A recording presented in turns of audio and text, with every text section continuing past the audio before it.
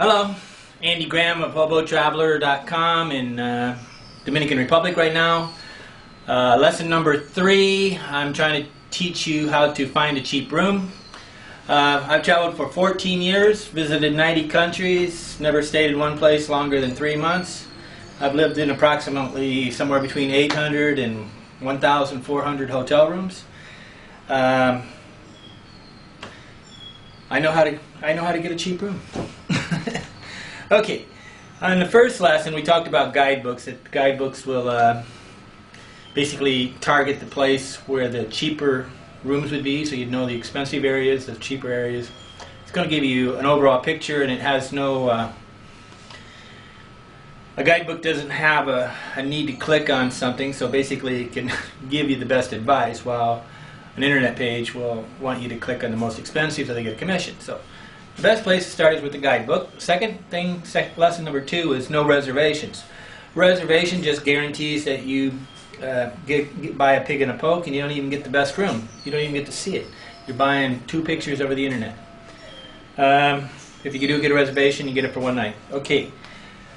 What I'm doing on this thing is I'm trying to go through this and prioritize, because I'm going slow and I do one a day, and I'll sit there and say, what is the most important thing? First thing I thought was the guidebook. Then the second thing I said, you got to get this idea of reservation out of your brain. But the third thing I finally came up with after thinking about it was, you have to be willing to brag about it. I can get a room for $10 a day anywhere on the planet. Now, you can butt if this, you can be German anal and say blah blah blah blah blah blah. But the point is, it's the overall idea that you're trying to get a $10 room. Now, obviously if I'm in New York City, maybe I want to, you can always live in couch surfing and live for free. So if you just want to live for free, it's really easy. But the object is to get the best price, the best value, and the best quality thing. And sometimes in expensive countries, I pay more. Like I paid about $30 a day in Senegal, because I wanted to live in a hotel that's thing. So I paid $30 a day for 10 days. But then I go back to Ghana and I pay $2 a day. So what did I pay per day? Did I pay $10 a day? Any country on the planet? Okay, we can be picky, right? Okay, I want you to brag. When I say bragging, what I want you to do is I want you to commit. When I first started traveling 14 years ago, you had these backpackers that were real proud. They were all wanting to be Lonely Planet backpackers, and they all wanted to, they would sit around in the traveler's huddle, and they would basically change stories and explain how they live cheaply. Now, 10 years ago or 14 years ago when I first started traveling, people were traveling for 6 months. They would go to South America. Now the average traveler is really just a couple going, I call them flashpackers. They're really just tourists with a backpack. They're not these long-term. Maybe the Israelis are still doing it. But we used to go on long journeys where they would go for 6 months, 1 year. They'd be out for 1 year, and they would brag about it. Now basically everybody's going into a complete tourism thing where they're bragging about how they got a nice room. That's just money. That takes no skill. Just money. And if you're willing to give up the money, you can live in the most expensive, hotel on the planet. Nobody should ever brag about that. That's just ridiculous. Having a nice room and being proud of it is nice, but to actually act like you did something, accomplishment, you did nothing. You did a no-brainer. To actually get the best value and to know that you can compare. You can compare, rooms across the board so that you know why you're in the best room, why you got the best value. Like, what is the value of internet for your room? I would say the value of internet for your room should add another $4 to the cost. What's the value of hot water? I mean, strange, $1. Okay, there's a value on each one of these bundles of Now, if you're going to say, you want a room with a golf course, I mean, included in it. Come on, that's not a room. That's the golf course. So you're paying for the golf course. If you want a swimming pool, it's a couple dollars a day. But I often live in hotels with swimming pools, and I always live in a room with internet almost. And if not, and really nice, right now with the USB wireless modem, I can actually have internet in any room, so I can actually have internet in my room, but using it through a USB wireless modem, and now I can even go cheaper. Okay? Okay. Okay, so what I want you to do, though, is to think, to brag. I want you to say to yourself, I can do it. Okay, because if you're not willing to admit that you're trying to get a cheap room, you're not going to do it. So only what the mind of man can conceive and believe he can achieve. If he can't do that, if he can't conceive of what he's going to do, and he can't brag about it, how are you going to do it? So basically, you're basically holding your things. I'm going to go get the room for $10 because I know they exist.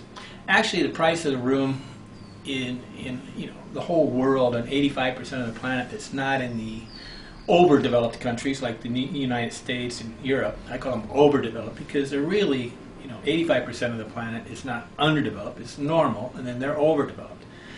Japan's overdeveloped. So in the overdeveloped world, the price of a room is out of range. But in the normal world, you can go live in anywhere for $50 a month. Okay, so blah, blah, blah, blah. Okay, let me review this real quickly. I wanted to say the only thing that distinguishes humans from animals is our ability to stockpile and plan for the future. What does that mean? That means that 999 people out of 1,000 are cows. They start a project and they finish it immediately. That means they want to get on the internet, they want to get on the guidebook, they want to do it, they want to get that reservation in the next 5 minutes, and they're going to finish it. Of course they're going to pay more because they haven't even got the ability to go beyond a cow. They're grazing. They're grazing the stuff. To get a good price room, you have to be you have to sublimate. You have to plan for the future. Like, obviously, if you told me I had to go to Switzerland and get a room in I don't know, one of these cities or Paris or something, I might say, well, give me 2 months, okay, and then I'll start figuring out how to do it. And if I went to Switzerland, I don't want to go to Switzerland but I was in Switzerland and I paid less than $10 a day. I was in Montchiefruit. I was in Paris, but I did pay more than $10 a day. But I actually lived with this girl for a couple of days and didn't pay anything. So how do you look at it? But planning for the future. A cow doesn't stockpile. A cow doesn't save up enough grass for the future. What the human that's going to get the best deal is going to plan for the future. We're going to think about it prior to. Now, if you want to be a cow, be lazy, pay the $50 a day, $150, whatever, do it. It's your choice. It's a trade of the amount of energy you have to it. And it's not just to say that you get a cheap room. Okay.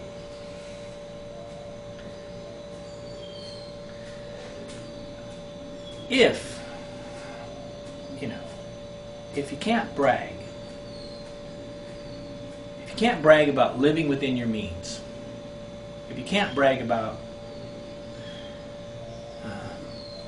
getting a good deal, I don't understand it, because this is, right now the economy we're in, you got 25% of the people in the United States suffering in some ways. And they deserve everything they get because they were cows. Okay? Now the other 50% of them were just lucky they didn't become a cow because they were cows also. Then you have like 1% that are not cows that actually didn't get fazed by it. I haven't even hardly been fazed by this economic downturn. Yeah, I earned half as much money as I was, but I was always living in my means and I can always downgrade my means. You have to be able to brag about this. If you're not committed to what you're doing, you're not going to do it. If you're just going out and saying, I'm going to get the best price room, what does that mean? That means nothing. I know there is a $10 room in every country on the planet. There's a way for me to live on a $300 a month budget. I can actually live on nothing. But I know this. I go in there determined to get it, and I get it. Okay, and I tell people before I'm going what I'm looking for. I never accept less, and I do not listen to these people around me trying to tell me about hotel rooms. I'm the guy that's lived in 800 rooms. They're the guy that lives in one room. You know, they come down once. They go on vacation for 2 weeks, and they're going to explain to me the price of rooms. Come on. 999 people that live in a hotel room, they don't know anything about a hotel room. And they shouldn't be giving reviews, and they shouldn't be on the internet talking about it, and they definitely shouldn't be bragging. All they're doing is misinforming everybody. Okay, plus, of course, the hotel industry loves this because they inflate the prices by getting these puppy dog people to talk about crapola. Okay. Bottom line is brag about what you're doing and then go do it. Okay, there's a traveler's code, and I don't know where it went to, but the traveler's code is kind of that the difference between a traveler and a tourist is a person that goes out and proves that they get a better deal. There's some really anal tourism. I mean, I get a lot of anger at the actual 90% of the travel writers that act like the backpackers are the silly ones. A backpacker will go out and spend $10,000 in the course of a year on a vacation, while a tourist may only spend $2,000 on a 2-week vacation. They act like they're spending more money, but a backpacker may go for, a year. Okay, different thing, right? More money spent, but the pride in the backpacker, what they want to do is prove that they're on a journey and that they made wise decisions. Okay, while a tourist just basically wants hedonism. They just want instant pleasure. I believe to be happy in life, we need to optimize our living quality. We have to feel that what we paid for is worth what we paid. We don't want to sit around and feel like we had a house that we paid $150,000 for that's now worth $70,000. This is not the joy of life. But if you're not a cow and you want to be a plan ahead and you want to basically live to be the 1 in 1,000, you can. It's just simple a choice of saying no to everybody around you. On hotel rooms, the biggest problem is to say no to everybody. So if you start bragging about the room, it takes a lot of arrogance on their part to shut you up. I have to brag, otherwise they'll all say, oh, you don't know what you're doing, you don't know what you're doing. Come on, I've traveled for 14 years. Stayed in 800 to 1,400 rooms. I don't know how many, a lot. I know, they know, but you don't, so you're starting. You're going to have to trust me on this one and just brag and get in their face and get everybody to be quiet. Then what will happen, too, is that person that's sitting in the room, say you got a huddle full of backpackers or expats or that thing, and they'll say, oh, yeah, I didn't tell you, but there's a room over there you can rent for $10. And so, because he's ashamed. He doesn't want to brag about being cheap, because everybody thinks you're cheap. No, we just want a good value. We want to live within budget. What's wrong with living in budget? So what's wrong with being responsible? Okay, so you're sitting in there, you get everybody to shut up. You say, hey, I'm looking for a $10 room. Oh, and everybody starts telling you it's not possible. If you get everybody to be quiet, then that one person in the group will come up to you and tell you where that room is. Me, I'll just jump up and say, hey, all these guys are stupid, they don't know anything. There's a room over there for $10. Right here in Sosua, there's we're gonna make a video here in the next few days where there's like 8 hotels, not hotels, rooms, apartments, whatever, where you can rent them for $300 or $200 to $300 a month. You can come live in the Caribbean, live for $200 a month, have high-speed internet in your room, a stove and fridge, and live like a king in the Caribbean on the ocean. Life is good. Okay, that's lesson number 3. I'm going to do this every day, and I'm trying to prioritize them. It's a step-by-step process, and I think it's probably going to take at least 30 to 40 videos to show you all the different techniques to find a cheap room.